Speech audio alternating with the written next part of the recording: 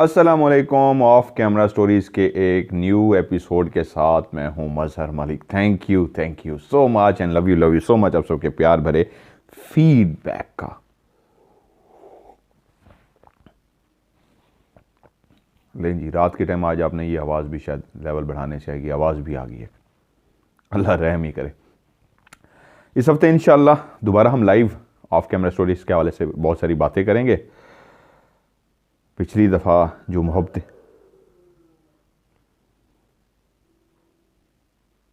तो बहुत क्लियर कोई आवाज़ें हैं, रात के एग्जैक्ट 3 बजे का टाइम है जी। ये नहीं सॉरी 2 बजे का टाइम है, 2 बजे का टाइम है और इस वक्त मैं ऑफ कैमरा स्टोरी रिकॉर्ड करने लगा हूँ।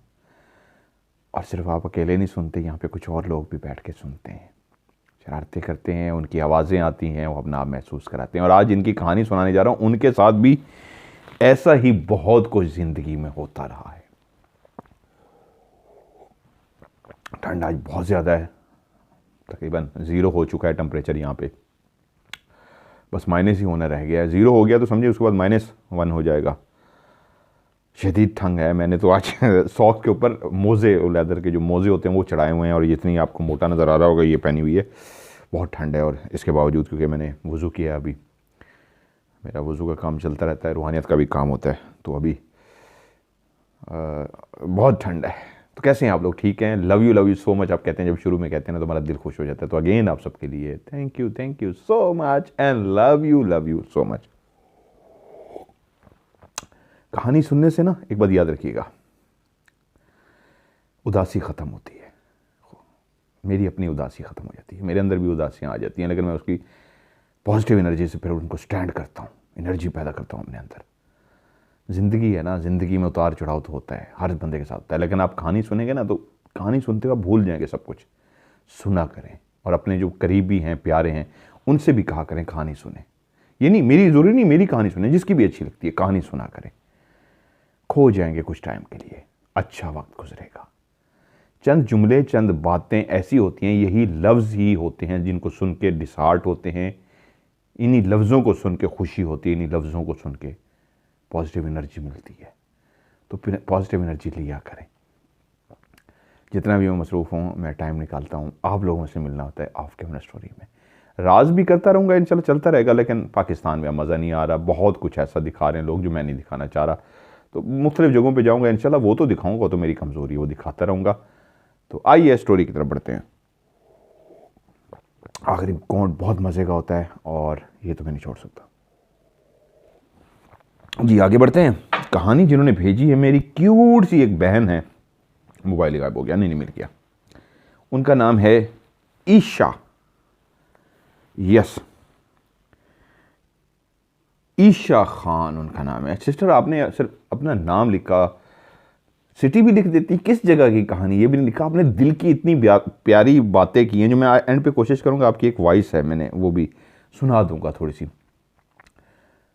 क्यूट सी बहन जिनकी एज 21 साल हो गई है और 10-11 साल की थी जब से वो कह रही है मज़हर भाई मैं आपके शोज़ देख रही हूँ, रोहित टीवी से आपको देख रही हूँ, फिर आपका राज देखा, फिर करते करते ऑफ कैमरा स्टोरी। अब पूरी फैमिली, 3 वैसे तो 4 लोग हैं फैमिली में, डैड है, मॉम है, 2 बहनें हैं, लेकिन कहती हैं मैं, मेरी छोटी सिस्टर और मॉम बहुत ज़्यादा शौक़ से आपकी कहानी सुनते हैं। तो आपकी अम्मी के लिए सबसे पहले ढेर सारी दुआएं, अल्लाह ताला उनको सेहतियाब करे, ढेर सारी खुशियाँ दे, दुख मुसीबत परेशानी से अल्लाह ताला महफूज रखे, और अल्लाह की आपकी वालदा पे और आप दोनों पे, आपके पूरी फैमिली पे रहमत ख़ास हो। आमीन सुमा आमीन। अब ईशा ने सिटी तो लिखा नहीं, मकसद कहानी सुनाना। चले ईशा सिस्टर, आपकी कहानी शुरू करते हैं। आपने कहानी काफ़ी लंबी मुझे सुनाई है, मुझे लगा है तो मेरे घर की कहानी है जो कुछ आपको क्या हो गया सर? रुक जाइए, कहानी सुना लूँ मैं। मेरे घर में भी वैसा बहुत कुछ होता है ईशा, जैसे आपके घर में होता है। बहुत कुछ महसूस होता है सच्ची में। मैंने कल भी स्टोरी में कहा था, मैं जिन्नात के साथ रहता हूँ। हम डरते नहीं हैं, ये हमारे दोस्त भी नहीं है, हमारे दुश्मन भी नहीं है, लेकिन इस घर में रहते हैं। हमने कभी इनको दिमाग पे सवार नहीं किया। जो ईशा की कहानी है उनका भी सेम ऐसे है। आपने आगे पीछे करके सुनाई, मैं कोशिश करूंगा इसको तरतीब दूं, बनती है जिस तरह की तरतीब। अभी ईशा और उसकी बहन इस दुनिया में नहीं आए थे। ईशा की वालदा की जब शादी हुई और जिस घर में वो ब्याह के गई, उस घर में ईशा की माँ और ईशा का बाप सिर्फ अकेले नहीं रहते थे, घर के और फर्द भी जिस तरह रहते हैं, इकट्ठे फैमिली के लोग मिलके रहते हैं, वैसे ही सब लोग रह रहे थे। ईशा की माँ को ख्वाहिश थी कि उनके यहां औलाद हो। हर मियाँ बीवी शादी के बंधन में जब जुड़ जाते हैं तो उसके बाद पहली बात जो उनके दिमाग में आती है कि हमने एक जीवन साथी अपने लिए चुन लिया है, जिंदगी की गाड़ी, जिंदगी का सफर शुरू हो गया है। अब इस सफर में मुसाफिर की जरूरत है, सवारी की जरूरत है, और वो सवारी, वो मुसाफिर होता है बच्चे, फूल से बच्चे। और यूं ईशा की माँ खुदा से अपनी इबादत के दौरान दुआएं मांगती कि मेरे यहां औलाद हो। घर वाले शौहर का रवैया तो बहुत अच्छा था, लेकिन और जो लोग रह रहे थे, मैं इस वक्त उनको मेंशन नहीं करूंगा, लोग समझ जाते हैं, बहुत सारे रिश्ते रह रहे होते हैं। रवैया तो बज़ाहिर ठीक था, लेकिन अंदर क्या चल रहा था, दिलों में क्या था, वो नहीं जानती थी। आपकी यकीन कामिल बहुत मजबूत हो, अल्लाह के साथ आपका रिश्ता हो, तो कोई आपके साथ बुरा करने की भी कोशिश करता है, पकड़ा जरूर जाता है, और उसके साथ भी बुरा जरूर होता है। बातें याद आ रही हैं, बड़ी प्यारी बातें। कोई एक बहन थी, एक भाई था, स्टोरी सुनते उसने कहा हम आपको नहीं देखते, कहानी सुनते, तो मुझे क्यों देखते, मेरी तो ख्वाहिश है मैं बीच में आया ही ना करूं, वरना सिर्फ आवाज़ पे आप लोग गुजारा करें तो मुझे ज़्यादा खुशी होगी। तो आप लोग अगर मुझे इजाज़त दें तो मेरी ख्वाहिश है मैं ज़्यादा कहानियाँ भी शुरू कर सकता हूँ, हफ्ते में आपको 5 सुना दूंगा, लेकिन फिर मैं सामने नहीं आऊँगा, सिर्फ आपको आवाज़ आएगी मेरी, यही नज़र आएगी, चुड़ैल, ये खूबसूरत चुड़ैल आपको नज़र आएगी, फिर मेरी आवाज़ आएगी। अगर मुझे इजाज़त देते हैं मैं हफ्ते में 5 सुना सकता हूँ। वक्त गुजर रहा था, बच्चे की ख्वाहिश बढ़ती जा रही थी, मियाँ बीवी अपनी ज़िंदगी की गाड़ी को चला रहे थे। घर के अंदर सुबह होती, दिन चढ़ता, शाम होती, रात हो जाती, घर के मकीन, घर के रहने वाले चहचहाते, बातें करते, शोर शराबा होता, हांडी पकने की आवाज़ आती, रोटी तवे पे डाली जा रही होती, खाने की आवाज़ आती, बैठने की आवाज़ आती, लोग आपस में मिलते। एक घर के अंदर जिस तरह इंसान रह रहे थे, वहीं पे फैमिली के कुछ लोग कुछ दिनों के लिए आउट ऑफ सिटी चले गए। ईशा की मां कुछ दिनों से महसूस कर रही थी जिस्म के अंदर बेचैनी सी है, कांटे से चुभते हैं, कुछ तकलीफ सी होती है। जैसे कोई तकलीफ होती तो वो फिर अपनी इबादत में मसरूफ़ हो जाती, अपनी तस्बीह में मसरूफ़ हो जाती, अपनी नमाज के लिए खड़ी होती तो महसूस होता तकलीफ में हूं, तो अपने अल्लाह से कहती मेरे मालिक ये कैसी तकलीफ है, इस तकलीफ को दूर फरमा। अल्लाह से जब आप प्यार करते हैं ना तो अल्लाह आपसे भी बहुत प्यार करता है। मैं अल्लाह से बहुत हम कलाम होता हूं, मैं अपनी बात करूं, मैं बहुत हम कलाम होता हूं। जब उदासी छाने लगती है मेरे ऊपर तो मैं ऊपर देखता हूं, मैं कहता हूं मेरा अल्लाह है ना, ये अल्लाह मुझे नहीं पता, बस मुझे ये पता है मैं तुझसे मांग रहा हूं तो मुझे देगा। मैं तुझसे प्यार करता हूं ना, और तो मुझसे मेरी माँ से भी 70 गुना ज़्यादा प्यार करता है, तो मुझे देगा ना।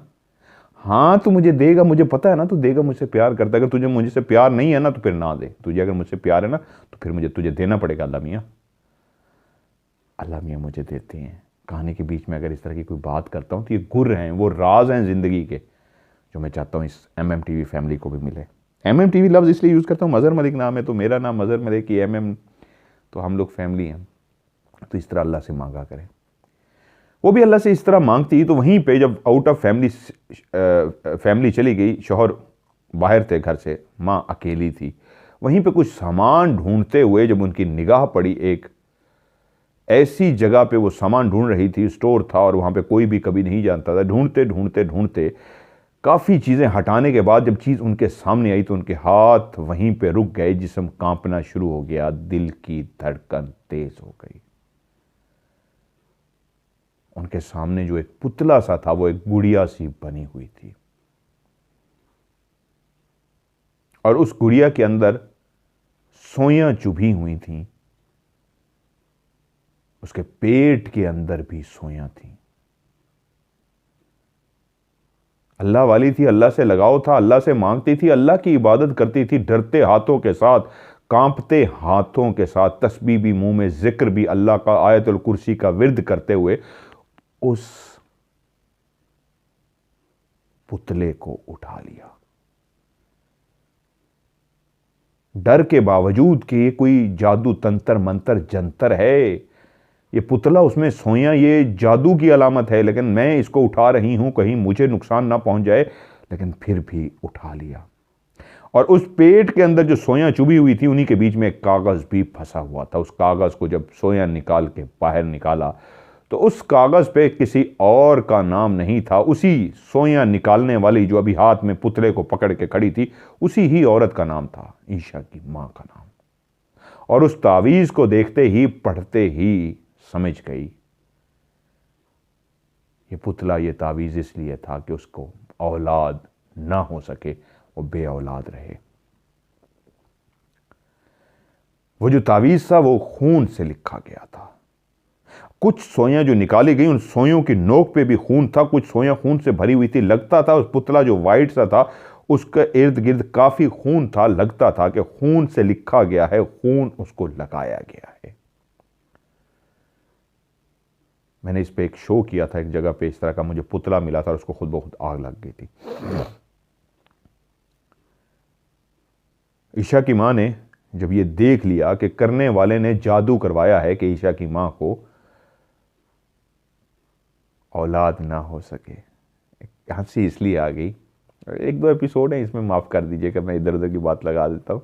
एक छोटा सा प्यारा सा लतीफ़ा याद आ गया, आपके साथ भी शेयर करना चाहता हूँ। एक नशा करने वाला कब्रिस्तान में बैठा कब्र के साथ नशा कर रहा था, जैसे नशे ही जाके नशा करते हैं। तो ऊपर से पुलिस आ गई, उसने जल्दी से सिगरेट फेंकी और कब्र के ऊपर रोना शुरू कर दिया। पुलिस ने पूछा क्या कर रहे हो? कहता है जी मैं अपने बाप की कब्र पे आया था रोने के लिए, मुझे मेरा बाप बहुत याद आ रहा था। पुलिस वाले ने कहा ओए ये तो किसी छोटे से बच्चे की कब्र है। कहता हाँ जी मेरा बाप बचपन में ही फौत हो गया था। तो ये अक्सर मुझे लतीफ़ा याद आ जाता है। खैर अब सीरियस मोड में मेरी वाइफ पूछ रही थी उस दिन क्या हुआ, आपने कहानी सुनते हुए डर गए थे, वो सामने थी।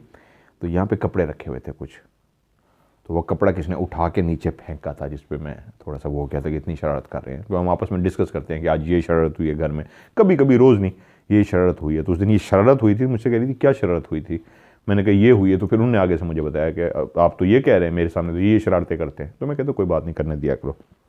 खैर जब वो पुतला पकड़ा गया तो अल्लाह से गिड़गिड़ा के मांगी, मेरे मालिक जो भी रोकने की कोशिश कर रहा है, तू रहीम व करीम गफूर और रहीम है, तू जानता है मैंने कभी किसी के साथ बुरा नहीं किया, इनको तू सबक सिखा, इनको कभी कामयाब ना होने दी। खैर शोहर आ गए, उनको दिखाया और बात कुरान पे चली गई, कस्मों पे चली गई। तो करने वालों ने मान भी लिया, कबूल भी कर लिया कि हाँ हम जहाँ पे गए थे वहाँ से हम ये तावीज़ करवा के लाए। खैर मैं इसको भी स्टोरी में मैंने डाल दिया, ये इसलिए कि लड़ाइयाँ ना बढ़ें इन कामों से, इन बातों से बाज़-औक़ात घरों में लड़ाइयाँ बढ़ जाती हैं।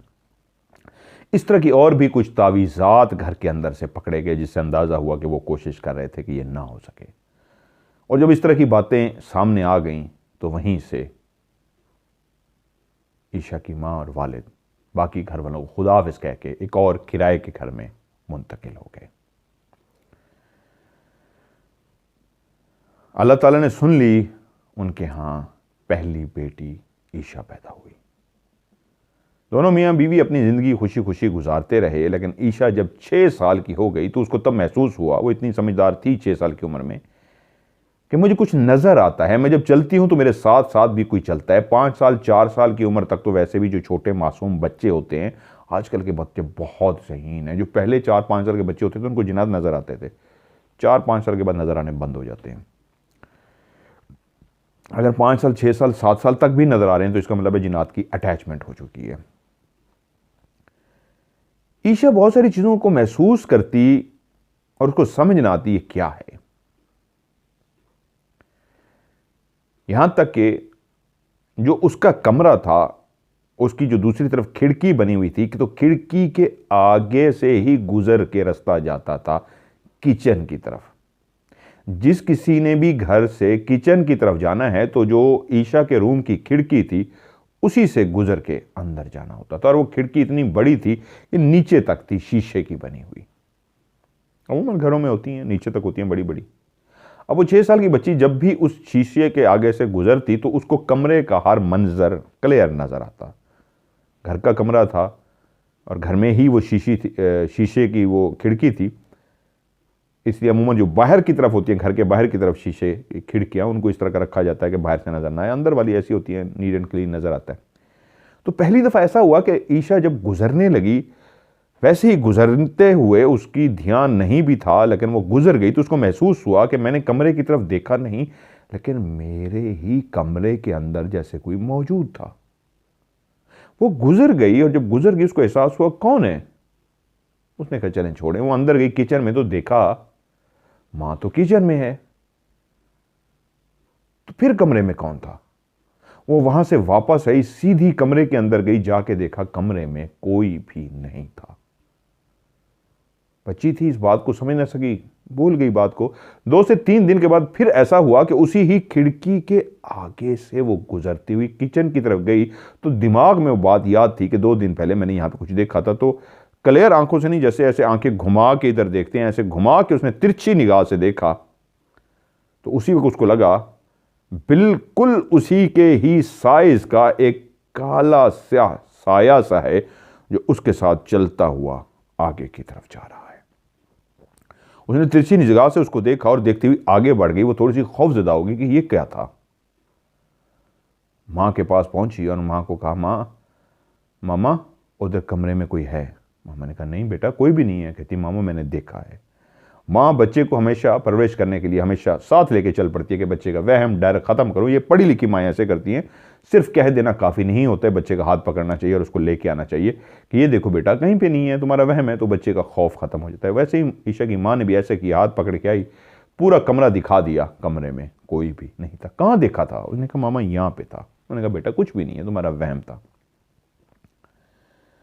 अब वो बात उसके दिमाग में फंस गई कि नहीं वहम नहीं था, कुछ था। अगले दिन फिर ऐसा हुआ, ईशा वहां से गुजरने लगी तो उसने आज फिर तिरछी निगाह से देखा तो आज जो वो गुजर रही थी खिड़की के पास कोई खड़ा था। वो मूव नहीं कर रहा था। पहले दिन वो उसके साथ साथ चल रहा था। एक वहम ये भी हो सकता है शायद अक्स पड़ रहा हो शीशे के अंदर। अक्स पड़ना नहीं चाहिए, वो वाला शीशा नहीं है। वो वाला शीशा जिसके आर पार क्लियर नजर आ रहा है तो उस पर अक्स नहीं पड़ता। फिर भी बच्ची थी, उसके जहन में शायद मेरा ही अक्स ना हो। तो आज उसने देखा दूसरी तरफ कोई उसी के साइज का छोटा सा है, साया सा है, काला स्याह साया है, खड़ा हुआ है, चल नहीं रहा और इस अंदाज में खड़ा है जैसे वो उसको देख रहा है। हां अपनी जगह पे मौजूद था, वो सामने से गुजर रही है और जो खिड़की के इस तरफ खड़ा है, जिस तरह मैं बैठा हूं, तो वो सिर्फ यूं गर्दन घुमा के उसको देख रहा है। उसका जो गोल सा सर था, जिसकी आंखें नाक कान कुछ भी नजर नहीं आता था, एक शैडो सा था, एक साया सा था, परछाया सा था, वो वहीं पे छोटा सा उसी की उम्र का, उसी की कद का जो खड़ा था, सिर्फ इस तरह सर को यूं घुमा रहा था और वो तिरछी निगाह से देखती जा रही थी और वो भी सर घुमाता जा रहा था, महसूस करा रहा था कि तुम गुजर रही हो ना तो मैं तुम्हें देख रहा हूं। आज वहम की जरूरत नहीं थी, आज बिल्कुल बात क्लियर हो गई थी। फिर अंदर पहुंची, आज चुप रही कि मेरा वहम है या मैंने कुछ देखा है। वो डरी सहमी भी रही। मां ने देखा बेटी डरी हुई है, क्या हुआ? उसने कहा मामा कुछ नहीं। उसने कहा चलो कमरे में जाओ, मैं आ रही हूं। नहीं मामा मैंने आपके पास रहना है। मां समझ गई बच्ची है, डर रही है, कोई बात नहीं। माएँ कवर करती हैं, कवर किया अपनी बेटी को। लेकिन अब फिर गुजरना था आखिर इस कमरे से, क्योंकि जब मां किचन में होती थी और वो किचन की तरफ जब उसने जाना है, इसी खिड़की से ही गुजर के जाना है जो बिल्कुल लेफ्ट साइड पे आती है। तीसरी दफा भी यही हुआ। जब उस खिड़की से वो गुजरने लगी तो वो मौजूद इस अंदाज में था, इंतजार कर रहा था। वो जैसे ही खिड़की के आगे से गुजरी तो वो भी उसके साथ साथ चल रहा था और चलने का अंदाज, चलने की रफ्तार बिल्कुल ईशा जैसी थी। और वो ईशा के साथ चलता चलता आगे हो गया। आज ईशा ने तिरछी निगाह से नहीं देखा था, आज उसने क्लियर गर्दन मोड़ के उसको देख लिया था, जैसे उसको कह रही हो मैं हमेशा तुम्हें तिरछी निगाह से देखती रही हूं, आज मैं भी तुम्हें सामने से देख लेती हूं। जब उसने उसको देखा तो वो आज ईशा की तरफ नहीं देख रहा था, बल्कि खड़ा हुआ था इस अंदाज में कि तुम चलो, तुम्हारे साथ मैं भी चलता हूं। ईशा चलती गई, साथ में वो भी चलता गया, वो भी क्रॉस हो गई, वो भी खिड़की से आगे चला गया। अब ये रूटीन हो गया, ईशा चलती तो वो भी नजर आता। स्कूल जाते हुए एक दिन उसने अपनी एक बेस्ट फ्रेंड जो स्कूल की बनी हुई थी उसको कहा, मैं तुम्हें एक बात बताऊं, मैं जब अपनी खिड़की से गुजरती हूं तो मेरे साथ कोई और भी चलता है। तो दोस्त ने कहा नहीं तुम इस तरह की बातें करी। उसने कहा चलो मेरे घर। एक दिन वो उसको अपने घर ले आई और कहा इस तरह गुजर के देखो, मैं खड़ी हूं पीछे। दोस्त गुजर के गई, कहा कुछ भी नहीं है। दूसरी दफा गुजर के गई, उसने कहा मुझे तो कुछ नहीं नजर आया। यहां तक कि उसको 5 दफा गुजारा तो उसको कुछ नजर नहीं आया। छठी दफा ईशा गुजरी और जैसे ही ईशा गुजरी तो वो वहीं पे खड़ा था और गर्दन घुमा के उसको देखता रहा। थोड़ा सा उसने देखा और उसके बाद चल भी पड़ा ईशा के साथ। इसने कहा देखा वो सामने? उसने कहा नहीं मुझे तो कोई नजर नहीं आया। तो वो दोस्त हंसना शुरू हो गई कि तुम बेवकूफ़ हो, तुम्हें वहम है, तुम्हें ऐसे बातें दिमाग में सोचती रहती हो, कुछ भी नहीं है। तो उस दिन उसको सवाल दिमाग में पैदा हुआ, क्या ये सिर्फ मुझे नजर आता है? मेरा क्या वहम है? या वाकई ऐसा है सिर्फ मुझे ही नजर आता है? या हो सकता है मेरा वहम है? अब बात इस तरह की हो गई थी, क्या यह वहम है या मुझे नजर आता है? लेकिन उसको यह भी दिमाग में खुद से ख्याल आता है ये वहम नहीं है, कोई है। दूसरा वाकया उस वक्त हुआ जब वो बच्चों के साथ ऊपर छत पे खेल रही थी। तो उसने कहा तुम्हें मैं एक बात कहूं? बच्चों ने कहा बोलो। उसने कहा दीवार कहां पे खत्म होती है? मैं इस तरह चलती हुई जाऊंगी, आंखें बंद करके जाऊंगी, मैं नीचे नहीं गिरूंगी। यहां पे दीवार खत्म हो जाएगी, उससे पहले ही मैं रुक जाऊंगी। अब वो छत के ऊपर नहीं थे, मतलब नीचे ही खेल रहे थे। थोड़ी सी ऊंची जगह थी, ऐसी जगह थी जैसे 2-3 कदम ऊपर होती है। उन्हें कहा करके दिखाओ। तुम नहीं कर सकती। ईशा ने अपनी आंखें बंद की और आंखें बंद करती हुई चलती चलती चलती उस जगह तक पहुंच गई जहां पे दीवार ने खत्म होना था। और एक जगह ऐसी आई जब ईशा को लगा आगे से किसी ने उसको रोक दिया, उसको किसी ने सहारा दे दिया है कि बस रुक जाओ, आगे नहीं जाना। उसको यकीन था जो भी है, जो मुझे नजर आता है, अब इस हद तक मानूस हो चुकी थी उसके साथ, मुझे रोक लेगा। उसने रोक लिया और उसका सहारा लेके खड़ी हो गई। लेकिन साथ ही किसी ने उसको इतनी जोर से धक्का दिया कि वो नीचे गिर गई और पीछे के बल जाके गिरी, सर के पीछे उसको चोट लग गई। वो रोना शुरू हो गई। पहले किसी ने सहारा दे के रोक लिया, हाँ यही आखिरी स्टॉप बनता है, आखिरी जगह बनती है, इससे आगे नहीं जाना, तुम शर्त जीत गई हो। तुम्हें आंखें बंद करके यहां पे चलती हुई आई हो, हमने रोक के बता दिया है, हाँ यहां तक है। लेकिन उसके बाद फिर किसने उसको धक्का दे के गिराया? वो कहती है 15 साल की उम्र तक मैं जब गंगा ब्रश करती थी मुझे वो महसूस होता था, जो पीछे वो निशान सा बना था। वक्त गुजरा, अल्लाह ने बहन भी दे दी। वो अपनी छोटी बहन से बहुत प्यार करती थी। उस किराए के घर से उठे वालिद ने एक जगह पे जाके प्लॉट ले लिया। एक बहुत बड़ा एक कॉलोनी थी, सोसाइटी थी जो बनने जा रही थी। वहां पे अभी घर नहीं बने थे, इनका ही जो एक घर था, जो पहला घर ये बनाने जा रहे थे। वालिद साहब ने उस घर को बनाया, लेकिन बनाने के बाद फैसला किया अभी ये इलाका बहुत गैर आबाद है, अभी बहुत वीरान है, सारे प्लाट खाली पड़े हैं, आबादी दूर दूर है। तो एक काम करते हैं, मकान तो बना लिया, इसको किराए पे डाल देते हैं, जब आबादी हो जाएगी तो तब हम यहां पे आके रहना शुरू कर देंगे। वो अपने उसी घर में रहते रहे और वो जो मकान बना चुके थे उसको किराए पे दे दिया। तकरीबन 6 महीने तक वो मकान किराए पे रहा और 6 महीने बाद जब विजिट किया उस इलाके का तो पता लगा इर्द गिर्द काफ़ी मकान बन चुके हैं। उनके घर के पीछे एक 2 कनाल का किसी का प्लाट था, लेकिन वो अभी तक खाली पड़ा था। वालिद साहब ने फैसला किया अब हम इस घर में शिफ्ट हो जाते हैं, काफ़ी मकान बन गए हैं। वो कहती हैं आज भी उस सोसाइटी में जितने भी मकान बने हुए हैं वो सब के सब हमारी आंखों के सामने बने हैं, बहुत बाद में। इस सोसाइटी में पहले पहले हम आए थे। खैर वो अपने घर में शिफ्ट हो गए। पहले पहले वो सिंगल स्टोरी था और फिर उन्होंने उसको डबल स्टोरी बनाया और फिर वो घर अब ट्रिपल स्टोरी है। वो मैं निशान लगाना भूल गया, बड़ा ज़बरदस्त उन्होंने कहानी सुनाते सुनाते ना एकदम से चुप सी हो गई है। मैंने कहा क्या हुआ है? तो साथ ही उनकी वॉइस से मुझे अंदाज़ा लगा कि उनको महसूस हो गया कोई और बैठा भी उनकी कहानी सुन रहा है। उन्होंने कहा देखें वो बैठा सुन रहा है। आगे आपको बताता हूँ। वो उस घर में शिफ्ट हो गए, बहुत खुश थे, अपना घर है, जैसा भी है, आज हम अपने घर में आ गए। लेकिन वो जिसको ईशा देखती थी, जो उसके साथ चलता था, उसका सिलसिला वहां पे नहीं रुका था, बल्कि इस घर के अंदर जो पहला मंजर उन्हें शिफ्ट होने के बाद ईशा ने देखा था, वो एक इंसानी कद का साया था। वो जो उस घर में देखती थी, उस खिड़की से गुजरते हुए, वो ईशा के कद का साया था। लेकिन इस घर में जिस पहले साये को उन्होंने गुजरते हुए देखा, जिसको ईशा वहम समझी, वो तकरीबन इंसान का कद जितना 5 फुट 8 इंच 7 इंच 9 इंच होता है, इतना ही कद था। और वो साया ऐसे गुजर गया। मेरे जिस्म कब कपाया, अल्लाह खैर करे, मेरे करीब कोई चीज़ आ गई है, बहुत करीब आई है जी, मेरे बाजू यूं हुए हैं। कौन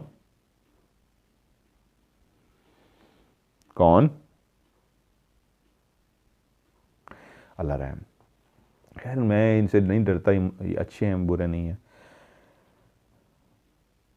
और वो जो ईशा ने देखा था, तकरीबन कोई 1 हफ्ते बाद जब ईशा ने देखा था, उसकी माँ ने भी उसी साये को देखा। माँ इस तरह चौंक गई, ईशा बड़ी हो चुकी थी, बहन भी अब उसकी थी।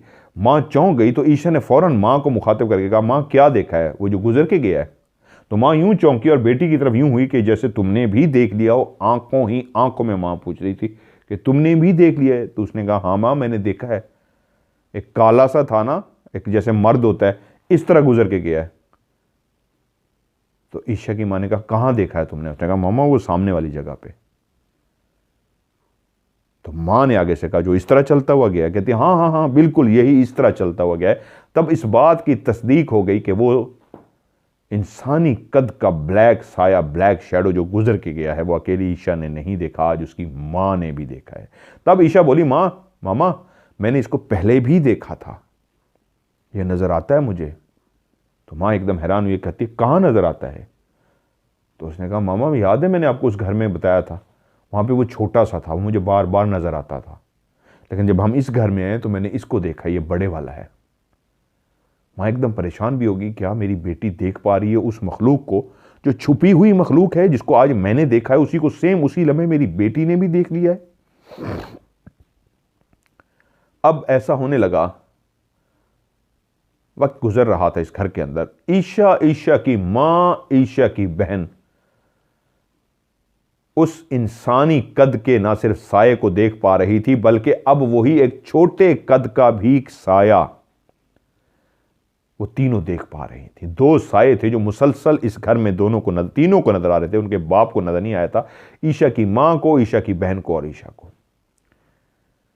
और अमूमन वो कहती है ज्यादा ये किस वक्त नजर आते थे? जब वो नमाज के लिए सुबह उठती, वजू करने के लिए, तो एक अलमारी जो बनी होती थी, वो अलमारी के साथ बड़े से कद वाला जो होता था, उस अलमारी के साथ खड़ा होता था। क्लियर महसूस होता था वो अलमारी के साथ खड़ा है। वो हिलता नहीं था, अपनी जगह पे मौजूद रहता था, लेकिन हल्का सा हिलता उस वक्त था जब बहुत गौर से देखते रहो तो हल्का सा हिलता था। और दूसरा बाथरूम के दरवाजे के साथ खड़ा होता था, जो छोटे कद का था। शुरू में वो जरूर थोड़ी सी डरी, लेकिन अब वो ऐसी मानूस हो गई थी। वो खड़े रहते थे, कहते कुछ नहीं थे। पहली दफा जब उसने देखा और उसकी आंख खुली, उस दिन उसने क्लियर देखा कि एक अलमारी के साथ खड़ा है और दूसरा, उसने गर्दन घुमाई, बाथरूम के दरवाजे के साथ खड़ा था।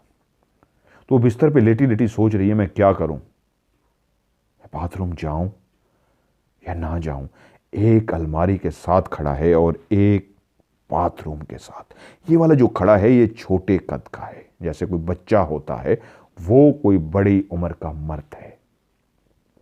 एकदम कहती है, मेरे दिमाग में आया कि मैंने नमाज के लिए उठना है, मैंने वजू करना है, तो मैं डर क्यों नहीं हूं? और तो अब तो अजानों का टाइम है, अब तो नमाज का टाइम है, अब किस बात का डरना? तो वो उठी और सीधा बाथरूम चली गई। उसने वजू किया और जाके नमाज पढ़ी। लेकिन एक बात उसको अंदाजा था कि जिसको मैं बचपन से देखती आ रही हूं, अब यहां पे 2 नजर आ रहे हैं। मेरा कभी इनसे कोई पाला नहीं पड़ा, मुझे कभी इन्होंने नुकसान नहीं पहुंचाया, सिवाय उस छत वाला वाकया जिसको अब भुला चुकी थी, आदी सी हो गई थी। उसके दिल में एक खौफ सा जैसे खत्म सा हो गया था। अब अक्सर ऐसा होता, अपने इसी घर के अंदर चलते फिरते एकदम से एहसास होता कोई सामने से गुजरा है, आमना सामना अभी तक नहीं हुआ था, लेकिन कोई सामने से गुजर गया है, छोटे कद का और कभी बड़े कद का, ये अमूमन नजर आने लगे। और उसकी बहन आके कहती ईशा से कि अभी देखा वो इस तरह का गुजरा है? तो ईशा कहती इस तरह कद का ऐसे चलता हुआ गया? वो कहती हाँ हाँ। तो दोनों बहनें सेम वही कुछ देखती जो ईशा ने देखा होता, वही उसकी बहन बिस्मा, मेरे ख्याल में उनका नाम है बहन का। बिस्मा कहती ईशा देखा वो ऐसा ऐसा था, और आगे से ईशा बोलती हाँ ऐसा था और ऐसा था। कहती हाँ हाँ हाँ बिल्कुल। दोनों हाँ में हाँ मिलाती कि हम दोनों ने उसको जाते हुए देखा। अब इस घर में उन दो सायों को मुसलसल देख रहे थे, लेकिन कभी भी कोई हम कलाम अभी तक नहीं हुए थे, कभी कोई बात नहीं की थी, कभी कोई नुकसान नहीं पहुंचाया था, सिवाय इसके कि इस घर के अंदर वो दोनों साए चलते फिरते और सुबह के टाइम एक अलमारी के पास और एक बाथरूम के दरवाजे के पास खड़ा हुआ मिलता था। वो दोनों बहनें अब डर नहीं रही थी, मानूस एक किस्म की हो चुकी थी। दिल में खौफ तो इंसान का होता है जब किसी घर में साया हो, लेकिन जब आपने रहना हो, आपको पता है आपने रहना है। माँ भी देख चुकी है और माँ ने आगे से कहा था बेटा कभी डरना मत, ठीक है?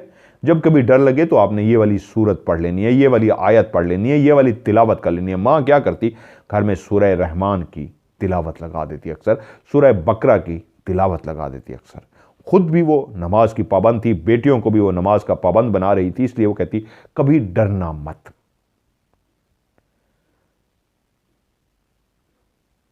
वहां पे अब वाकयात 6 महीने तक तो वही दो साए नजर आए, लेकिन 6 महीने बाद जो वाकया हुआ वो बहुत अनोखा था।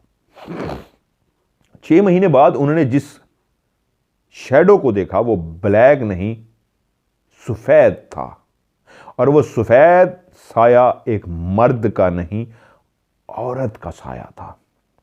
उसकी जिसामत देख के वो दोनों बहनें समझ गईं, और दोनों बहनों ने देखा जब वो उनके कमरे से गुजर के बाहर निकली तो छोटी बहन ने कहा ईशा से, ईशा देखा ये कौन बाहर गई है? उसने कहा तुमने भी देख लिया? एक सफेद सी थी। उसने कहा हाँ, पतली सी कमर थी उसकी, और उसका जिस्म के ये खदो खाल थे। जिस्म के खदो खाल से ही वो दोनों बहनें समझ गई थी ये कोई मर्द नहीं औरत है। मर्द का जिस्म एक सीधा स्ट्रेट जिस्म होता है, औरत के जिस्म में कमर उसकी पतली होती है, उसकी चाल भी बदली हुई होती है, और अल्लाह ने उसका जिस्म भी जरा मुख्तलिफ बनाया इंसान से, उसके आज़ा भी, जिससे पता लग जाता है ये मर्द है ये औरत है। तो उन दोनों बहनों ने उसको इस अंदाज में, उसके खदो खाल से ही, चाल से ही, उसके जिस्म से ही पहचान लिया ये कोई औरत थी। उसका कोई चेहरा नहीं था, गोल सर जरूर था, उसकी कमर पतली सी थी, उसके शोल्डर थे, उसके बाजू थे, उसकी टांगें थीं, कोई जूती नहीं थी। लेकिन कमाल बात यह थी, ये जितने भी आज तक वो देखते आए थे, दो शैडो को, आज तीसरी ये सफेद शैडो की औरत को देख रहे थे। बज़ाहिर यूं टांगें रखते थे जैसे इंसान चलता है, लेकिन इनके पांव जमीन पर नहीं पड़ते थे। इस अंदाज में ये चलते थे जैसे उड़ते हुए जा रहे हों, हवा में ही पांव रख रहे हों, जमीन पे पांव नहीं रखते थे। चाहे वही दोनों शैडो हों, एक बड़ा और छोटा जो काले स्याह थे, या आज ये सफेद रंग का जो साया सा था, ये भी इसी तरह औरत चलती हुई बाहर निकली थी, लेकिन पांव जमीन पे नहीं लग रहे थे, तकरीबन जमीन से 2-3 फुट ऊंचे ही थे। और दोनों बहनों ने सेम उसको चलते हुए, सेम उसकी चीज देखी थी। एक सफेद ऐसा रोशनी थी जैसे एक तेज किस्म का वाइट बल्ब जल रहा हो, तेज किस्म का, और वो तेज किस्म के बल्ब के अंदर से जिस तरह रोशनी निकलती है, उसी तरह उस जिस्म के अंदर रोशनी सी थी जो वो चलती हुई गई थी। बहुत ही स्लिम, बहुत ही पतली सी वो औरत थी, स्मार्ट सी औरत थी। आज़ा उसके पूरे जो जिस्मानी कदोखाल होते हैं औरत के थे, चेहरा नहीं था, और उसके साए से लगता था जैसे बाल भी पीछे काफी लंबे हों, लेकिन वो इतना दोनों को नजर आए, हाँ महसूस होते थे बाल, लेकिन क्लियर नहीं थे, बाकी खदोखाल औरत की तरह क्लियर थे। और फिर उन दोनों के साथ उस औरत को भी उन्होंने उस घर में देखना शुरू कर दिया, यहां तक कि एक दफा उस औरत से टकराव, दोनों बेटियां भी मौजूद थी, मां भी मौजूद थी, और इस तरह का टकराव हुआ कि तीनों ने ही देख लिया। और मां जब हैरत से देख रही थी तो बेटियां पीछे से बोल पड़ी, मां आपने भी देख लिया उस औरत को? तो मां एकदम से चौंकी, कहती है किस औरत को? मां जो वो सफेद रोशनियों की सी थी, सफेद सी थी। तो मां को कहना पड़ा जो इस तरह चल के गई और ऐसी थी। हाँ हाँ मां, हम तो उसको काफी अरसे से देख रहे हैं।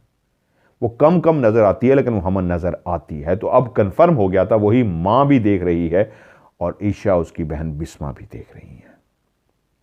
अभी तक सब कुछ ठीक था, नुकसान या कुछ ऐसी बात नहीं हुई थी कि जब उनका दूसरा पोर्शन बनना शुरू हुआ, मजदूर काम कर रहे थे, एक दीवार थी अंदर की, उसको गिरा के मजबूत करना था, नई दीवार बनानी थी और ऊपर के लिए करना था। तो वहीं ऊपर से उस दिन माँ ने, उनके बाप ने और दोनों बेटियों ने आंखों से जो मंजर देखा था, एक सफेद सा गोला सा था, तकरीबन एक फुटबॉल जितना, जैसे एक रोशनी सी होती है, बहुत तेज नहीं, मध्यम सी रोशनी, उसका वजूद था।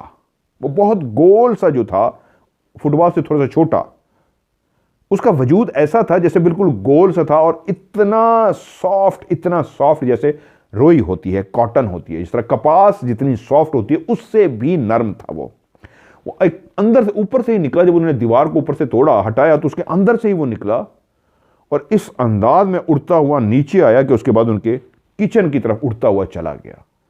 वो हैरान हुए, ये कोई जानवर है, ये क्या है, इसका वजूद है, सफेद रंग का है ये, और इस तरह महसूस होता है इसको हाथ लगाएंगे तो बहुत ही सॉफ्ट, जिस तरह कंबल के ऊपर ऐसे नर्म से सॉफ्ट सा कंबल होता है, उसके ऊपर ऐसे हाथ फेरे तो बहुत सॉफ्टनेस का एहसास होता है, इस तरह उसकी नरमी का एहसास हो रहा था। जैसे हम बचपन में एक नानी उसको कहते थे, वो उड़ते हुए आते थे, गोल गोल से थे, बहरहाल वो बहुत सॉफ्ट सा था। और उड़ता हुआ जब किचन में गया है तो वो दोनों बहनें भी और उनका माँ बाप भी भागते उधर गए कि ये क्या चीज़ गई है अंदर, क्योंकि ये कोई वजूद रखने वाली चीज़ थी जिसका वजन भी था लेकिन बहुत सॉफ्ट महसूस हो रही थी और उड़ती हुई आई। वो उसको जानवर समझ के, ये क्या मखलूक है, ये क्या जानवर है, उसके पीछे किचन में गए। किचन अंदर से बंद था, वो बाहर कहीं नहीं जा सकती थी। दरवाजे से गुजरते हुए उन्होंने उसको देखा था, काफ़ी छानबीन करने के बावजूद भी अंदर किचन से वो नहीं मिला, वो गायब हो चुका था। वो काफ़ी बड़ा था। उस दिन वो हैरान हो गए कि ये क्या है, ये क्या था। बाप ने भी देख लिया था और बाप भी परेशान था कि ये क्या था। बाप ने कहा खैर परेशान ना हो, इस तरह की चीज़ें होती हैं, अल्लाह की कोई मखलूक होगी, आप लोग टेंशन ना लो।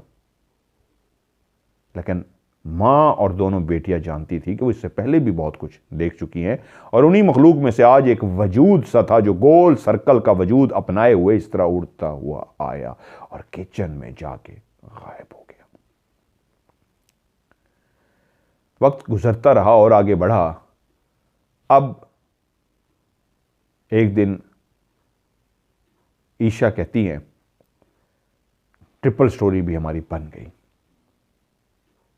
जब 3 मंजिला ये हमारा घर बन गया तो हम कोशिश करते थे रात के 10 बजने से पहले पहले हम नीचे आ जाते, क्योंकि हमें पता था कि वो मखलूक भी इस घर में फिरती है, रहती है। नीचे वाला पोर्शन उन्होंने किराए पे दे दिया, दरमियान वाला सेकंड फ्लोर जो था उन्होंने अपने पास रख लिया, जो थर्ड पोर्शन था, तीसरी मंजिल थी, वो खाली छोड़ देते थे। हॉल था, कमरे बने हुए थे, अटैच बात था। ईशा कहती हैं अभी मजहर भाई मैं कहानी रिकॉर्ड करने के लिए ऊपर आ गई हूं और ऊपर बैठ के मैं आपके लिए कहानी रिकॉर्ड कर रही हूं और इसी दम लम्हे वो चुप सी हो गई। अब वो ढूंढना पड़ेगा टाइम कोड कहां पे है वो। उनका चुप करने का अंदाज भी ऐसा था कि मुझे लगा कि नहीं कोई गड़बड़ है। मैंने कहानी सुनते हुए लगा मुझे कोई गड़बड़ है। तो मुझे कहती है मजहर भाई वो यही है, मैंने उसे देख लिया है, वो सुन रहा है। क्योंकि मैं नीचे, मैंने कहा कोई डिस्टर्बेंस ना हो, मैं ऊपर जाके रात को कहानी रिकॉर्ड करती हूँ और मदर भाई को कहानी भेजती हूँ। क्योंकि कहती है मैं, मेरी मामा और मेरी सिस्टर कब रोही के दौर से आपको देख रहे हैं, आपके बाकी प्रोग्राम रोही पे पहले जो आते थे, राज से पहले वो देखे, फिर राज देखना शुरू किया, आप कैमरा स्टोरी सुनते हैं, आपसे मुझसे बहुत प्यार करते हैं जिस तरह आप सब करते हैं। तो मैं आपको कहानी रिकॉर्ड करने के लिए ऊपर आई हूँ, तो मुझे तो महसूस हो जाता है वो हैं, नज़र आते हैं, तो अभी भी वो इसी जगह पर मौजूद है। उसने अपना मदर भाई मुझे महसूस करा दिया, वो बैठा कहानी सुन रहा है जो मैं आपको रिकॉर्ड करके भेज रही हूँ। तो वो कहती हैं फर्स्ट टाइम ऐसा हुआ, उनकी ये फीलिंग जो थी मैं इजाज़त देंगे, मैं फिर आपको सुना दूंगा ये वाली फीलिंग, ये मैं उनसे इजाज़त लेगा। एक उनका वॉइस मैसेज सुनवाता हूँ एंड पे, लेकिन ईशा अगर आप कहेंगी तो मैं ये वाली फीलिंग आपकी सुनवाना चाहता हूँ जो अपने स्टोरी में भेजी हुई हैं वॉइस मैसेज में। एक दिन वो कहती मैं ऐसे, रात का टाइम था, सिस्टर सो चुकी थी, ईशा कहती है मैं उठी तो मुझे महसूस हुआ कि कोई औरत बोल रही है। वो जो औरत नजर आई थी सफ़ेद साए की सूरत में, वो दोनों ब्लैक थे। ये औरत सफ़ेद रोशनी की थी। ये 6 महीने बाद नजर आती, बहुत कम नजर आती थी, वो मुसलसल नजर आते थे। तो कहती है पहली दफा मैं रात को उठी, मेरी आंख खुल गई तो कोई बात कर रहा था। कमरे में बिल्कुल खामोशी थी, बहन लेटी हुई थी, गहरी नींद सो रही थी। किसी के बातें करने की आवाज आ रही थी। मैंने उन बातों को गौर से सुनने की कोशिश की, कौन है? तो मुझे आवाज आई कोई औरत है जो कुछ बोल रही है, और बहुत पोलाइटली से बोल रही है, सॉफ्ट लहजे में बोल रही है, नर्म लहजे में बोल रही है। लेकिन वो जिस जबान में बोल रही है वो उर्दू नहीं है। ऐसी जबान है जो उससे पहले मैंने, कहती है, कभी नहीं सुनी। अरबी से मिलती जुलती है लेकिन अरबी भी नहीं है कि अरबी जबान कह सकूं, अरबी भी नहीं है लेकिन अरबी से मिलती जुलती आवाज है। फारसी हो सकती है। तो उस जबान में किसी से बात कर रही थी, वो आहिस्ता आहिस्ता बोल रही थी और मैं उसको सुनती रही। वो इस कमरे से ही आ रही थी, कोई टीवी नहीं था इस कमरे में, कोई रेडियो, कोई इस तरह की चीज नहीं थी जिससे मेरा वहम जाता कि वो चीज चल रही है। वो किसी इंसान के बोलने की आवाज थी और वो क्लियर किसी से बात कर रही थी, वो बोले जा रही थी, मैं उसको सुन रही थी। और ये पहली दफा था कि आज मैंने किसी की इस तरह बोलते हुए आवाज सुनी। एक रात, कहती है, मैं और मेरी बहन तकरीबन 11:30 बजे का टाइम था। आज हम ऊपर ही छत पे चले गए। आज भी हमारे घर के, जब हम छत पे खड़े हुए थे, जो घर के पीछे वाला पोर्शन है वो खाली प्लाट पड़ा हुआ, अभी तक किसी ने घर नहीं बनाया। वहीं पे मैं और मेरी बहन दोनों बातें करते करते ऊपर आसमान की तरफ देखा तो जैसे कोई तारा सा टूटता है, ऐसी ही एक रोशनी आई जैसे कोई तारा सा टूटता है। और वो तेज रोशनी जो सफेद सी थी, तेजी से आते आते यूं लगा बिल्कुल हमारी तरफ ही आ रही है। और हमारी तरफ आते आते वो बिल्कुल ब्लैक सी हो गई और उसकी स्पीड भी जो तेजी से आ रही थी वो इंतहाई आहिस्ता हो गई। वो तेजी से आता हुआ जो वो एक रोशनी सी थी, वो एक गोला सा बन गया, एक काला रंग का गोला। और उस काले रंग के गोले के अंदर से भी शुआएं निकल रही थीं। उस तभी वो वाजे हो रहा था कि एक ब्लैक कोई गोला है, उसके अंदर से शुआएं सफेद कलर की निकल रही थी। और वो सफेद नहीं रहा था, लेकिन जिस अंदाज में उसके इर्द गिर्द से शुआएं निकल रही थीं, उन शुआओं के निकलने से अंदाजा होता था ये गोलाई से निकल रही हैं, तो ये कोई गोला सा है। जैसे एक लोहे का राड सा हो, आप उस पर पेट्रोल डाल के आग लगा दें अंधेरे में तो वो आग दूर से नजर आ जाएगी, गोल सी लगी हुई। वो गोल राड तो नजर नहीं आएगा लेकिन आग से ही पता लग जाएगा आग गोल है, किसी गोल चीज को लगी है। तो वो रोशनी भी इस तरह गोल निकल रही थी जिससे लगता था वो गोल गोला सा बना हुआ है। और वो तेजी से आता हुआ जैसे ही स्लो हुआ, तभी उसके अंदर से सफेद रोशनी खत्म हो गई, वो ब्लैक सा गोला बन गया और उसके अंदर से रोशनियां निकलनी शुरू हो गई। और वह आहिस्ता आहिस्ता हमारी तरफ आते आते हमारे सहन में जैसे गिर सा गया।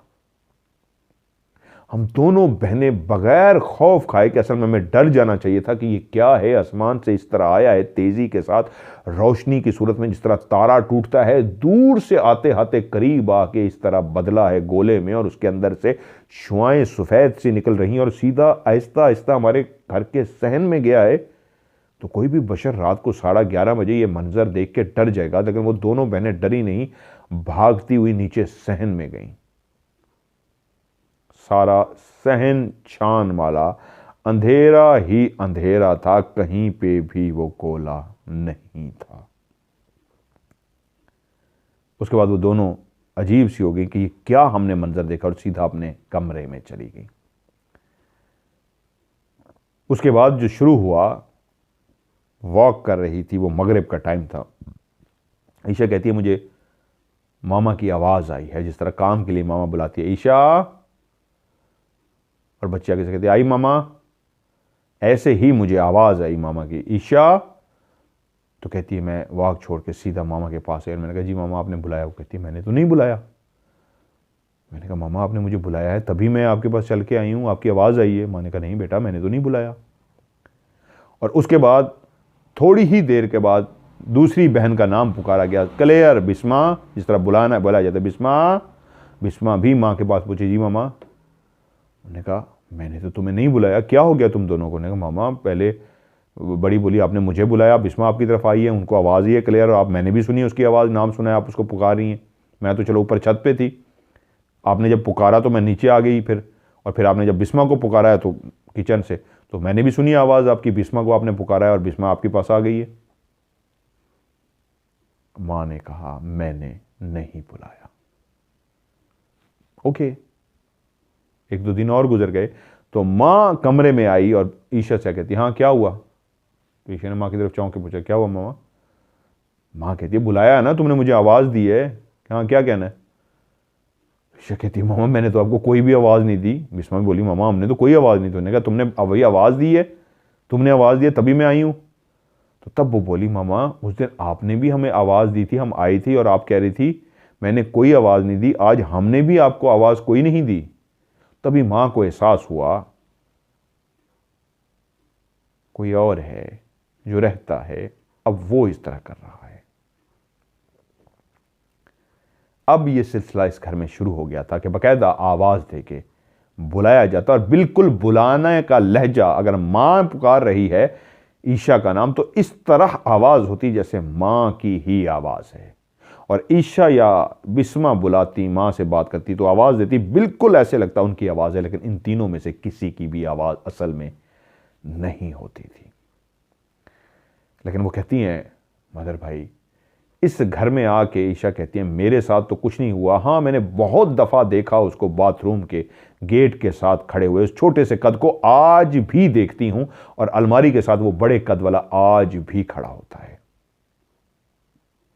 लेकिन मेरी बहन जो छोटी है उसने बहुत परेशानियां देखी हैं, उसको खाम खा के ऐसी मुसीबतें, परेशानियां और बीमारियों ने आके घेरा है, वो बिल्कुल हशाश बिछाश, उसको कुछ भी नहीं था, ऐसी ऐसी बीमारियों ने उसको आके जकड़ लिया, उसने बहुत तकलीफ में वक्त गुजारा है। अच्छा मज़े की बात है, उसने मुझे अपनी बहन की तस्वीर भेजी हुई है, जो उनकी छोटी बहन है वो उससे बहुत बड़ी लगती है। मैंने देख के यही समझा है कि शायद ये बड़ी बहन है और ये छोटी बहन है, लेकिन जो ईशा है वो छोटी बहन है, और उनकी जो छोटी बहन है वो लग बहुत बड़ी रही है, लेकिन असल में वो बहुत छोटी हैं। कह रही हैं आप तस्वीर में देख सकते हैं वो कितनी बड़ी लग रही हैं, ये अभी 15 साल की है और इतनी बड़ी लग रही हैं, बहुत बीमारियों से गुजर चुकी हैं। और हम दोनों ने, माँ ने भी उन चीज़ों को जब यहाँ पे देखा है आते जाते गुजरते हुए, और कई दफ़ा ऐसा भी हुआ है हम आ रहे हैं और एक ब्लैक शैडो बिल्कुल सीधा आ रहा है तो यूँ हम चौंक के रुक जाते हैं। अब तो इतना हो चुका है कि हम चलते चलते एकदम देखा सामने आ गया है, पहले तो इधर उधर गुजरते थे, सामने आ गया तो हम रुक जाते हैं और इस अंदाज में रुक जाते हैं कि भाई इधर से गुजर जाओ, तो वो चुप करके वो जो शेडोज होता है चलता हुआ, जो असल में हवा में होता है, ज़मीन पे पाँव नहीं होते, चलता हुआ पास से गुजर जाता है। लेकिन इन सारी सूरत हाल ने ईशा की ज़िंदगी में तो कोई तब्दीली नहीं ले आई। बहन जो छोटी हुई वो जब आई तो वो कहते हैं वो जो हमारे दुश्मन थे, जो पहले भी थे और तरफ भी थे, ननियाल ददियाल इधर उधर जितने भी थे, उन सब ने कोशिश की थी कि दूसरी बेटी ना हो सके, पहली की भी कोशिश की ना हो सके, और दूसरी भी जब हो गई तो वो अपने कामों से बाज ना आए, वो जादू टोना तंत्र मंत्र में लगे रहे, जिसकी वजह से वो कहती हैं लगता हमें यही है उनके जादू करने के वैसे, क्योंकि वो अभी तक बाज आने वालों में से नहीं है, कि ये मेरी बहन बहुत तकलीफ में रही। इतनी उसने तकलीफ गुजारी कि एक दिन तकलीफ में कहती है बिस्मा, छोटी उसकी बहन बिस्मा बोलती है ईशा बस मेरी ख्वाहिश है मैं मर जाऊं, मुझसे अब तकलीफ बर्दाश्त नहीं होती, मैं मरना चाहती हूं, बस मुझे मौत आ जाए। और ईशा कहती है मैं भी अपनी बहन की वजह से इतना डिसहार्ट हो गई कि मैंने अपनी माँ से कहा माँ अगर छोटी को कुछ हो गया ना तो फिर हम भी मर के इसके पास चले जाएंगे, हमने भी नहीं रहना। और कहते मुझे यकीन हो गया था मेरी बहन नहीं बचेगी। उसने बहुत तकलीफ में वक्त गुजारा है, छोटी बहन ने बहुत मुसीबतों में गुजारा है। अब इस घर में वो कहती हैं आवाज़ें हमें क्लियर आती हैं, बुलाया हमें क्लियर जाता है। माँ के जब ईशा होने वाली थी तो क्लियर माँ के साथ ये होता था, अब बच्चियाँ बड़ी हो चुकी हैं, 21 साल की माशाल्लाह हो गई ईशा, तो माँ ने तब शेयर कराया बेटियों के साथ कि जब तुम होने वाली थी ईशा तो उस वक्त भी ये होता था, रात को जब मैं सो रही होती थी तो बाकायदा मेरे पेट के ऊपर ऐसे हाथ ऐसे आके महसूस होता था, ऐसे पूरा हाथ पेट के ऊपर किसने हाथ रखा है मेरे पेट के ऊपर। मैं एकदम से देखती थी, कोई भी नहीं होता था, उस वक्त जब मैं देखती थी कोई भी नहीं होता था, लेकिन हाथ का लम्स हाथ तब भी महसूस हो रहा होता था कि किसी ने मेरा हाथ रखा हुआ है, और मैं डर के एकदम पीछे हट जाती थी। एक दफ़ा तो कहती हैं इस हद तक हुआ कि जब मेरे पेट में, अब मुसलसल अक्सर ऐसा होता था, मेरे पेट पे ऐसे हाथ रखा जाता, मैं चौंक जाती और देखती हाथ है और मैं पीछे हट जाती, अपने जिस्म को पीछे हटा लेती। लेकिन एक दिन ऐसा हुआ, मैं ऐसे लेटी थी, जाग ही रही थी कि मेरे पेट पे जैसे ही वो हुए, या अल्लाह खैर, कसम खुदा के, अच्छा ना करो यार। अच्छा, वो कहती है मेरे पेट पे आके ऐसे हाथ रखा, तो उस दिन मैं जाग रही थी, जैसे हाथ रखा ना तो मैं चौंकी नहीं, पीछे नहीं हटी। क्या है जो मेरे हाथ पेट पे आके रखा जाता है? ये है तो हाथ, ये किसका हाथ है? मैंने देखा नहीं है। तो कहती है मैंने ऐसे हाथ बढ़ाया, हाथ बढ़ा के बाकायदा जिस जगह पे हाथ महसूस हो रहा था वहां पे इस जगह से ऐसे उसको पकड़ा, पकड़ के यूं फेंक दिया, बजाय अपने जिस्म को पीछे हटाती। उसके बाद मैंने उसी हाथ पे जाके देखा क्या मेरे हाथ में ये हाथ आता है, उसकी कलाई में पकड़ सकती हूं। तो कहती है मैंने ऐसे जाके किया तो बिल्कुल एक कलाई जैसे होती है इंसान की, ऐसे ही कलाई थी, उस कलाई को मैंने पकड़ा और उठा के यूं साइड पे फेंक दिया और डर के फिर पीछे हट गई कि कलाई बकायदा मेरे हाथ में आ गई थी। लेकिन वो कहती है मैं फिर अपनी नमाज पढ़ती, मैं फिर अपनी तस्बीह पढ़ती, मैं फिर अपनी इबादत करती। अल्लाह के साथ मेरा राब्ता मुसलसल रहा। उसकी मां कहती है मैंने अल्लाह से अपना राब्ता नहीं तोड़ा।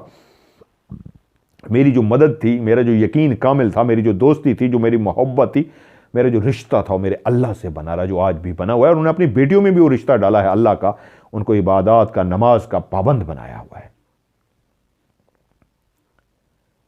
लेकिन उन सारे हालात के अंदर कि आज भी वो कहते हैं वो दो शैडो तो मुस्तकिल हम दोनों बहनें आज भी उनको देखती हैं। आज भी जब आपको मैं कहानी भेज रही हूँ, हम फजर की नमाज के लिए दोनों बहनें उठती हैं, मैं उठती हूँ तो उसको जगा देती हूँ, वो पहले जाग जाती है तो मुझे जगा देती है, तो हम दोनों बहनें क्लियर उस अलमारी के पास उस बड़े काले साये को देखती हैं और बाथरूम के दरवाजे के साथ वो छोटे कद का साया मौजूद होता है। हम दोनों बहनें उसको देख पा रही हैं। यहां तक एक दफा मेरी बहन ने भी देखा, मैंने भी देखा, एक छोटा सा बोना सा था, ना वो बाथरूम के दरवाजे के साथ था, ना उस अलमारी के साथ था, वो जो कमरे का दरवाजा था उसके साथ वो छोटा सा बोना सा था। दरवाजा खुला, हम दोनों बहनें चौंकी कि कौन है? मामा आई है, मामा इस वक्त क्या करने आई है, रात का पहर है। और जैसे ही दरवाजा खुला तो हम दोनों की निगाह गई कि छोटे से कद का एक छोटा सा बोना होता है, जिस तरह उस तरह का बोना, काला स्याह साया। साया जो होता है वो एक शेडो होता है, जिस तरह इंसान की परछाई होती है, इंसान चलता है, धूप में खड़ा होता है या रोशनी में, इस वक्त मेरा भी कहीं साया बन रहा होगा, ये जो साया होता है इस तरह का बिल्कुल एक साया सा, लेकिन वो बोना सा, जो बोने होते हैं ना उनको महसूस होता है कि वो बोने हैं। जिस तरह ड्रामों में, मूवीज़ में, फिल्मों में हमें नजर आता है ना, छोटे कद वाले जो होते हैं वो बोने महसूस भी होते हैं कि यार तो छोटे कद का है, बोना है कोई। तो ऐसे एक बोना सा था, काला स्याह सा, वो अंदर दाखिल हुआ, बच्चा नहीं, बोना सा। दरवाज़ा खुला और दरवाजे के अंदर वो बोना दाखिल हुआ खोल के, और उसके बाद वापस उसने दरवाज़ा कटक के साथ बंद किया और 3 से 4 कदम वो चला है। हमारी दोनों बहनों की नज़रें उसी की तरफ हैं। 3 से 4 कदम वो जैसे ही चला है, फौरी तौर पे वो एक फुटबॉल नहीं जिस तरह बन जाती, गोल सी गेंद बना है। चलते चलते उसने जिस तरह कलाबाजी नहीं लगाते, ऐसे चलते चलते ऐसे कोई छलांग मारे, ऐसे गोलता है, ऐसे चलते चलते उसने यूं किया है, गोल सा हुआ है और गोल फुटबॉल की तरह होकर ऐसे गोल गोल घूमता हुआ बाथरूम के अंदर चला गया है। यानी चलते चलते यूं हुआ है, गोल हुआ है और गोल फुटबॉल बन के तेजी के साथ बॉल घूमती हुई बाथरूम के अंदर चली गई है। हम दोनों बहनें डर भी गई, लेकिन उसके बावजूद हमने कहा वो कहां गया है, बाथरूम में देखें। बहन कहती है उठो देखते हैं। एक तेजस तो एंड हो गया, ये देखें आवाज़ें देखें, सारा कुछ देखें। खैर शुरू में अपनी आवाज़ें सुन ली, अभी भी बहुत कुछ आज महसूस हो रहा है। उनके घर में भी यही कुछ होता है, आवाज़ें ये वो। मेरे घर में भी आवाज़ें, तो मैंने आपको बताया, हम एक दूसरे को कहते हैं। बेगम आ कहती हाँ क्या बुला रहे थे आप? मैं कहता मैंने तो नहीं बुलाया। तो इस तरह मैं उसकी तरफ जाता हूँ, हाँ यार बुलाया था। कहती है नहीं मैंने तो आपको नहीं बुलाया। ये तो कई दफ़ा आए दिन हमारे साथ होता है। कहती है आप मुझे बुला रहे थे ना? मैं कहता हूँ नहीं मैंने तो आपको नहीं बुलाया। और मैं उसके पास जाता, कहती नहीं मैंने तो आपको नहीं बुलाया।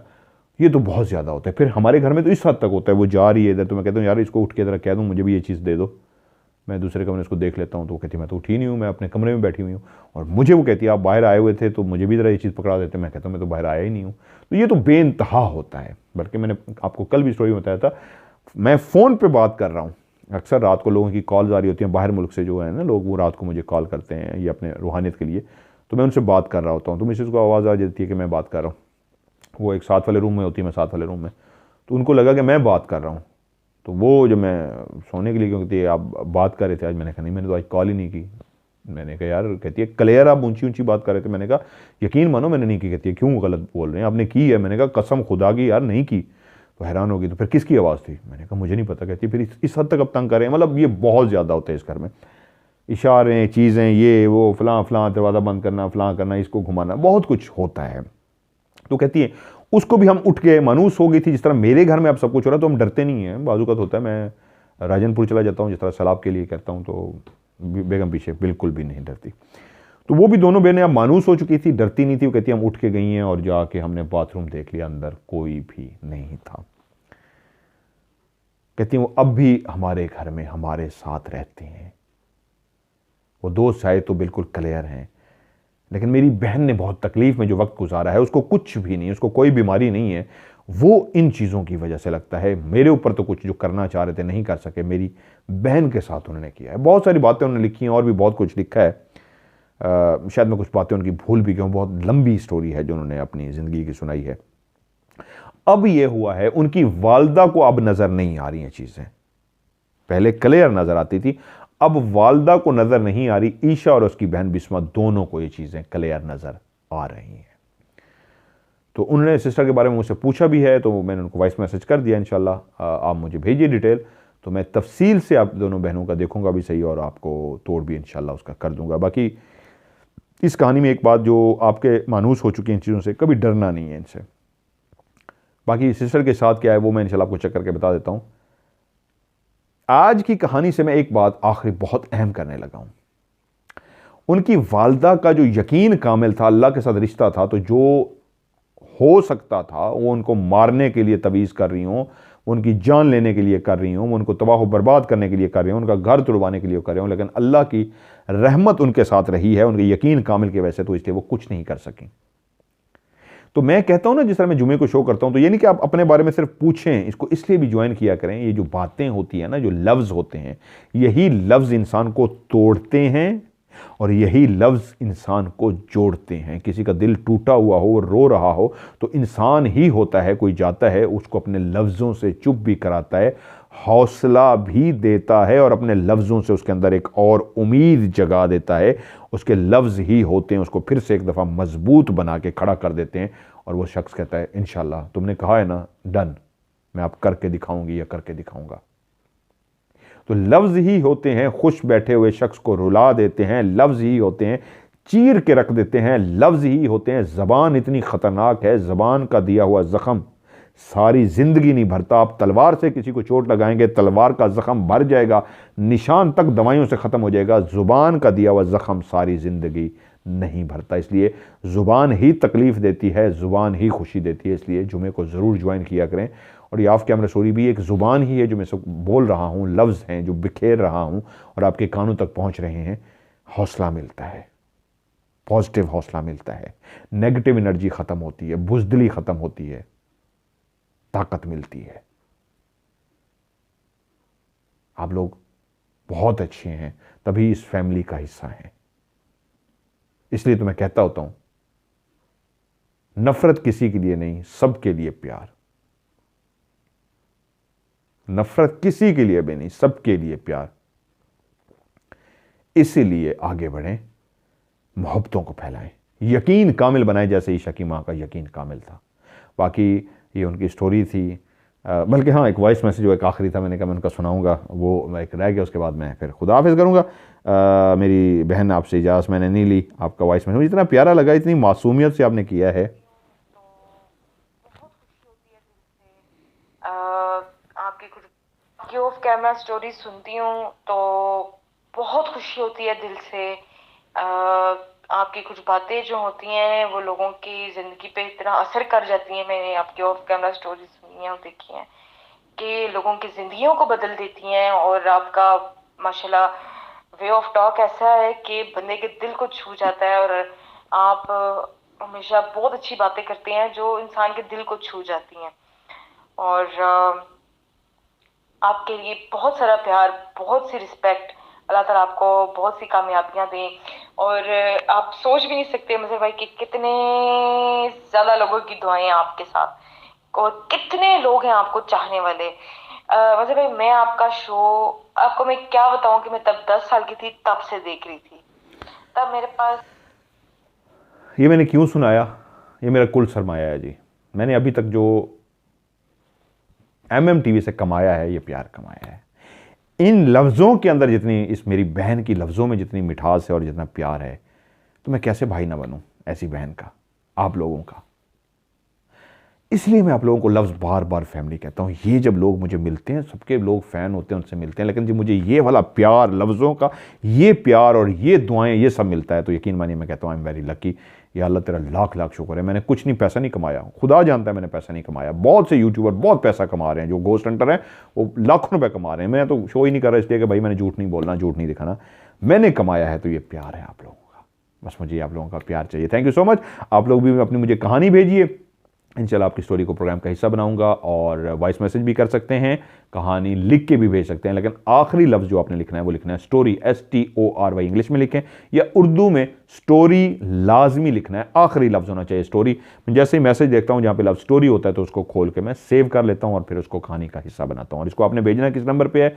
व्हाट्सएप का नंबर है +923136655500 प्लस जमा 923136655500। इस पे भेजिए और आपकी कहानी को मैं ऑफ कैमरा स्टोरी का लाजमी हिस्सा बनाऊंगा। सो आज की ऑफ कैमरा स्टोरी से यानी OCS से मजहर मलिक को दीजिए इजाज़त। अपना ढेर सारा ख्याल रखिएगा।